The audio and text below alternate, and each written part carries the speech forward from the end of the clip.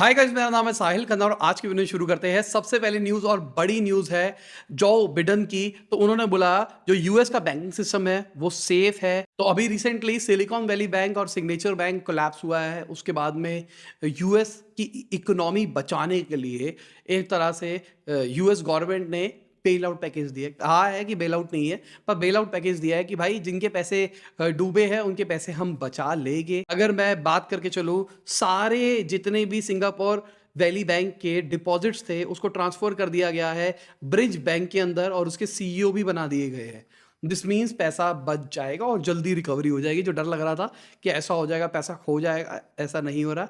Instantly पैसा मिल सकता है। अब कोलैप्स के बाद में अगर हम ग्लोबल फाइनेंशियल स्टॉक मार्केट की बात करके चले तो भाई बहुत बुरा हाल चल रहा है। $465 बिलियन मार्केट क्रैश करी है। इंडिया का भी आज अच्छा हाल नहीं था ओवरऑल अगर देखा जाए तो। अगर मैं नज़ारा की बात करके चलूँ तो उन्होंने भी प्लान किया है अपने कैश को डाइवर्सिफाई करने के लिए और ज़्यादा। अभी जब से नज़ारा की दो कंपनीज थी बेसिकली जिसके पैसे जो सिलिकॉन वैली बैंक है उसके अंदर इन्वेस्टेड थे। अब उन्होंने कहा कि हमारी कंपनी प्रॉफिटेबल है तो हमको उतनी टेंशन नहीं है, पर उन्होंने को अब रियलाइज़ हुआ है कि पैसा और डाइवर्सिफाई करना चाहिए। और diversify in the sense India की बात कर रहा हूँ। तुम्हारा एक्सिस में भी अकाउंट होना चाहिए, आईसीआईसीआई में भी होना चाहिए, एचडीएफसी में होना चाहिए, कोटक में भी होना चाहिए, एसबीआई के अंदर भी होना चाहिए, पीएनबी के अंदर भी होना चाहिए। सबके अंदर अपने अकाउंट खुलवा के रखो ताकि अगर एक बैंक कोलैप्स होता है तो बाकी बैंक तो बचे रहेंगे, तुम्हारे को नुकसान नहीं होगा। प्लस तुम्हारा पैसा डाइवर्सिफाई रहेगा, हर अकाउंट के अंदर रहेगा तो रिस्क नहीं रहेगा। और यहाँ पे डाइवर्सिफिकेशन खाली कैश की फॉर्म में नहीं कह रहे होगे, और भी चीज़ों में कह रहे होगे, मतलब इन्वेस्टमेंट पॉइंट ऑफ व्यू से भी कह रहे होगे। अगर मैं सिलिकॉन वैली बैंक के पेरेंट कंपनी के सीईओ सीएफओ की बात करके चलूँ तो उनके ऊपर भाई केस भी हो रहा है, फ्रॉड के एलिगेशंस लगाए जा रहे हैं। और सिंपल सी बात यार, क्रैश होने से एक दिन पहले ही उन्होंने अपने शेयर बेच दिए थे। दिस मीन्स उनको पता था ना ऐसा कुछ हो सकता है। अगली खबर पेटीएम की है। तो पेटीएम ने जनवरी से फरवरी के अंदर जो लोन दिए हैं वो 8,000 करोड़ से ऊपर के हुए हैं। मतलब 286% का ईयर ऑन ईयर राइज आया है। ये बड़ी चीज़ है। जहाँ पे इकोनॉमिक दिक्कतें आ रही है, पेटीएम जैसी कंपनियां लोन बढ़ा रही है। और मुझे भी ये लगता है, मैंने पहले भी बोला था कि मुझे लगता है अब ये लोन इकोनॉमी की तरफ सब कुछ स्विच होता हुआ चला जाएगा। अभी तक हमने एडटेक देखा, फिनटेक देखा, अब फिनटेक के बाद में हम लोन टेक देखेंगे। अगली खबर यूएस फेड की है। तो उन्होंने बोला कि वो जो सिलिकॉन वैली का कोलैप्स हुआ है उसको चेक करेगी, इन्वेस्टिगेट करेगी। तो बेसिकली प्रॉपर इन्वेस्टिगेशन बैठने वाली है इसके ऊपर।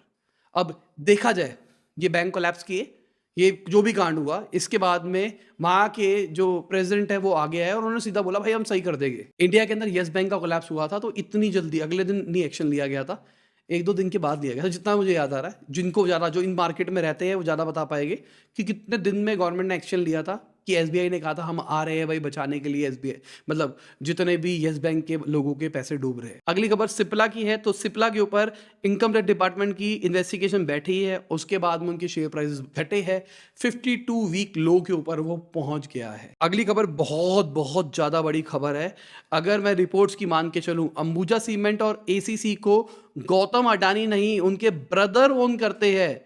अडानी ग्रुप ने 2022 के अंदर बोला था कि उन्होंने अंबुजा और एसीसी को खरीद लिया है, पर अभी रिपोर्ट्स के हिसाब से ऐसा निकल के आ रहा है कि भाई उनके भाई ने खरीदा है। उसके बाद में तो भाई त्राही त्राही हुई है, सारे शेयर्स घटे हैं अडानी ग्रुप के आज के दिन में। आज बहुत बुरा हाल रहा है पूरी मार्केट का ओवरऑल देखा जाए। अब ये नहीं कह सकते कि किसके चक्कर में हुआ है। कल की खबर ये थी कि भाई अडानी ग्रुप ने अपने लोन रीपे कर दिया तो वो बढ़ता हुआ दिखाई दे रहा था, अपर सर्किट मार रहा था। पर अगर आज देखे तो आज एकदम ही उल्टा चल रहा है। एक दिन में इतना ज्यादा उथल पुथल है ना, this is called volatility, volatility of a market. और जब कोई शेयर बहुत ज्यादा वॉलेटाइल हो ना, इट्स बेटर कि उसको अवॉइड किया जाए। अगली खबर इनकम टैक्स डिपार्टमेंट की है। तो उन्होंने 549 करोड़ का टैक्स डिमांड नोटिस भेजा है अमेजॉन को, बेसिकली अमेजॉन वेब सर्विसेज को, कि भाई आपने टैक्स पे नहीं किया उसको करो। बेसिकली एलिगेशन है AWS के ऊपर कि वो ढंग से टैक्स स्ट्रक्चर नहीं करता है, मतलब वो टैक्स की चोरी करता है। अगली खबर स्टार्टअप इंडिया की है। तो DPIIT ने लॉन्च किया है national incubator capacity building programme, जहां पे स्टार्टअप को हेल्प करी जाएगी, जहां पे स्टार्टअप की हर तरीके से हेल्प की जाएगी, मेंटर्स प्रोवाइड किए जाएंगे, इंक्यूबेटर्स बनाए जाएंगे, बहुत कुछ किया जाएगा। बहुत अच्छी चीज़ है देखा जाए तो। आप स्टार्टअप कर रहे हो या करना चाहते हो, नीचे कमेंट में बताना। और अगर कोई आइडिया है तो उस आइडिया को रियलिटी में कन्वर्ट करने के लिए आपको क्या चीज़ रोक रही है, कमेंट में लो। अगली खबर टिकटॉक की है। तो टिकटॉक के ऊपर भी इन्वेस्टिगेशन बैठेगी यूके के अंदर। और अगर हम कुछ टाइम पहले की बात करके चले तो यूएस ने भी सेम ऐसा कुछ करा था। उन्होंने इन्वेस्टिगेशन तो बिठाई, साथ में उन्होंने अपने जितने भी ऑफिशियल थे उन सबको कह दिया कि तुम टिकटॉक हटाओ अपने ऑफिशियल फोनों से। तो कांड तो है टिकटॉक के साथ। बाकी फिल्टर्स भाई नेक्स्ट लेवल चल रहा है टिकटॉक के। अब इंडिया के अंदर बैन है, पर मुझे पता लग जाती है सारी बातें। पर क्या चीज़ चल रही है यार, जिस लेवल पे टेक्नोलॉजी जा रही है ना, नेक्स्ट लेवल चीज जा रही है। अगली खबर वॉल्क्सवैगन की है। तो उन्होंने इन्वेस्ट करने हैं $193 बिलियन आने वाले 5 साल के अंदर अपने ईवी गोल को रीच करने के लिए। ईवी के अंदर घुस रहे भाई। अब टेस्ला को एक्चुअल टक्कर मिलने वाली है। ठीक है, अभी तक क्या था, ये बड़ी कंपनियां घुसी नहीं थी सेक्टर के अंदर, अब वो घुस रही है। अब देखते हैं ईवी के अंदर कौन compete कर पाता है, कौन नहीं कर पाता। मैं बहुत टाइम पहले से बोलता हूँ कि भाई अभी हम टेस्ला शोर मचा के बैठे हैं। जब बड़ी कंपनियां घुसेगी ना, तब लंका लगेगी सबकी। क्योंकि उनके पास सब कुछ है यार, उनके पास फैक्ट्रियाँ है, उनके पास में पूरा डिस्ट्रीब्यूशन है, नेटवर्क, सब कुछ है उनके पास में। वो सब कुछ कर सकते हैं। टेस्ला के हाँ बस शेयर प्राइसेस बढ़े हुए हैं, पर एक्चुअल उसकी कैपेसिटी इन कंपनियों के बराबर नहीं है। अगली खबर मिनिस्ट्री ऑफ आईटी के जो राजीव जी है, उन्होंने बोला है कि इंडिया का जो डेटा सेट होगा वो कौन यूज करेगा, गवर्नमेंट उसको डिसाइड करने वाली है। अब ये समझा देता हूं। एआई अगर आपको बनाना है बहुत अच्छे लेवल का, मतलब एआई मतलब ऑटोमेटिकली वो आपको आंसर दे रहा है, तो उसको ट्रेन करने के लिए आपको डेटा सेट देना पड़ता है। जैसे कि अगर मैंने छींक मारी छी, तो आप कैसा रिस्पॉन्ड करोगे? आप ऐसे भी कर सकते हो, आप ऐसे भी कर सकते हो, आप ऐसे भी कर सकते हो, आप ऐसे भी कर सकते हो। अगर ये हुआ तो ये क्या होगा, इसका आंसर क्या हो सकता है, इसका आंसर क्या हो सकता है।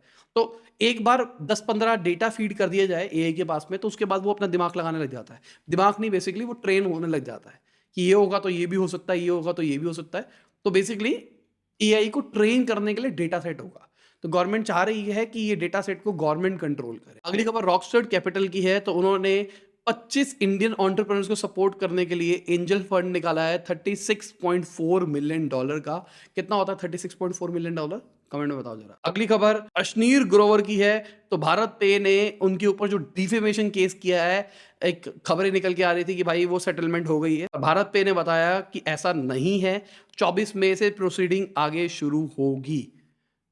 देखते हैं ये चीज कहां जाती है। अगर हम रिपोर्ट्स की मान के चले तो शायद फार्मेसी, जो इंटरनेट फार्मेसीज है, वो खत्म हो सकती है डेटा प्राइवेसी, प्रेडेटरी प्राइसिंग के इश्यूज के चलते हुए। सबसे पहले तो कहा जाए अनफेयर प्राइसिंग है ऑनलाइन के अंदर, साथ में आप बिना प्रिस्क्रिप्शन के दवाइयाँ बेच रहे हो, साथ में डेटा प्राइवेसी का इशू है। मतलब अगर किसी को कोई बीमारी है तो वो डेटा वो स्टोर कर रहे हैं, उनको पता लग रहा है कि भाई इस बंदे को बीमारी है तो इसको ये चीज़ें बेची जा सकती है, अगर डिस्काउंट पे दे तो ये ऐसा ऐसा हो सकता है। तो दिक्कत वाली बात तो है ही अगर देखा जाए तो ओवरऑल। अब अगर ऐसा होगा तो कितनी सारी जो मेडटेक है इसको, शायद मेडटेक कंपनियां खत्म हो सकती है। अगली खबर M2P की है। तो एक ये फिनटेक स्टार्टअप है, उन्होंने अपना लॉस 6x बढ़ता हुआ दिखाया है 41 करोड़ के ऊपर। रेवेन्यू 203 करोड़ पहुंच गया है, पर लॉस बहुत सारा है भाई। समझ में नहीं आता मुझे, इतना लॉस तो भाई डर लगता है मुझे। इतना लॉस जब सुनता हूं ना, ऐसा लगता है भाई फंडिंग लेनी चाहिए या नहीं लेनी चाहिए। अगली खबर ओला, एथर, टीवीएस और जितनी भी ये इलेक्ट्रिक टू व्हीलर वाली कंपनियां हैं वो गवर्नमेंट से मिली फेम 2 जो सब्सिडी है उसकी मिस प्राइसिंग के लिए। तो बेसिकली गवर्नमेंट ने कह रखा है कि भाई अगर 1.5 लाख से ऊपर का कोई भी व्हीकल है तो उसको फेम 2 सब्सिडी नहीं मिलेगी। तो इन कंपनियों ने क्या किया, इन कंपनियों ने ऐसे कान पकड़ना शुरू कर दिया। गवर्नमेंट ने पकड़ लिया, अब इसके ऊपर कलेश चल रहा है।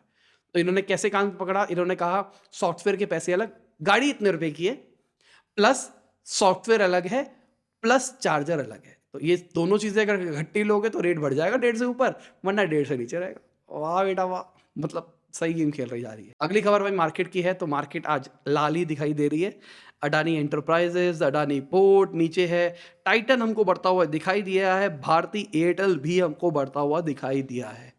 और इसी के साथ आज की बिजनेस खत्म होती है। उम्मीद करता हूं आपको मजा होगा। लाइक कर देना, शेयर कर देना, कमेंट बताना वीडियो कैसी लगी। बाय, गुड नाइट, शबा खैर, खुदा हाफिज, गुड मॉर्निंग आफ्टरनून, जब भी आप वीडियो देख रहे हैं। जय हिंद, वंदे मातरम। और दोबारा से बोल रहा हूँ, सेल्स वाली वीडियो देखो यार, ठीक है। अगली वीडियो D2C के ऊपर आने वाली है, मोस्ट प्रोबेबली कल या परसों निकाल देंगे। कल निकाल देंगे अगर आप लोग अच्छा रिस्पॉन्ड करते हो, और फिर आग लगाओ। अपना प्रोडक्ट भी ऑलमोस्ट रेडी हो गया, तो वो भी शायद कल ही निकाल देंगे। बाय, चलो।